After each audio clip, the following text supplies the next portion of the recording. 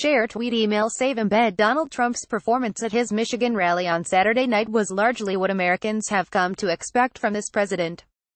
Trump lashed out wildly at his perceived foes, he lied repeatedly, he explained how impressed he is with himself, he continued to obsess over random details about 2016 victory, he attacked Democrats' patriotism, he threatened another government shutdown over border wall funding, and he warned of his looming impeachment in the event of a Democratic Congress.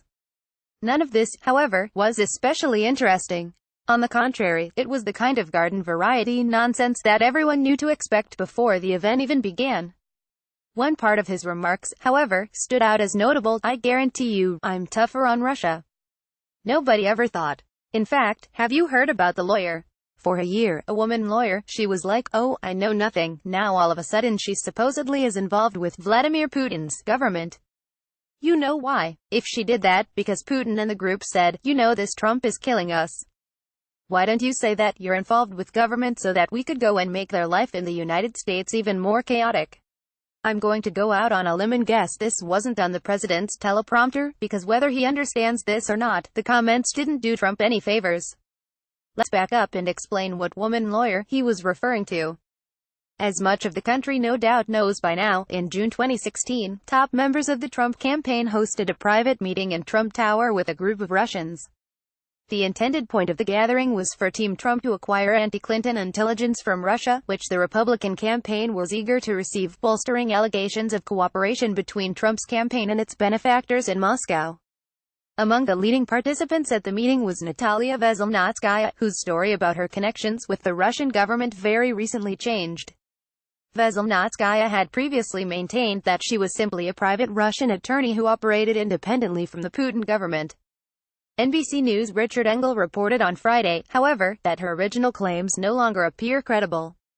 Engel's report pointed to court documents that showed Veselnitskaya doing legal work for Russia's intelligence agency, the FSB. He also interviewed Veselnitskaya and she described herself as an informant for the Russian government. The same report also showed Veselnitskaya working closely with Russia's chief legal office to disrupt a major fraud case launched by the U.S. Justice Department against a Russian firm.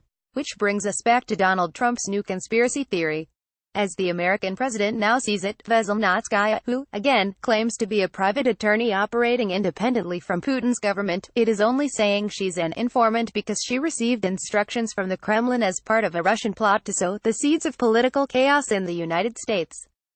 That's interesting for a couple of reasons. First, Trump is hurting his own argument.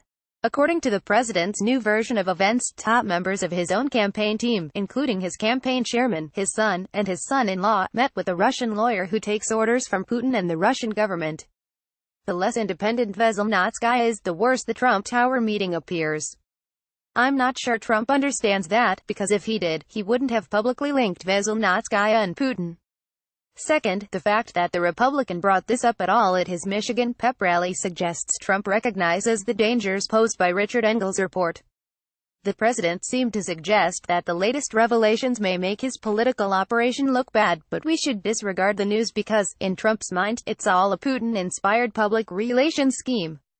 Implicit in that argument is the fact that the controversy surrounding the Trump campaign's 2016 meeting is suddenly intensifying, and the president's baseless conspiracy theories won't make that controversy go away.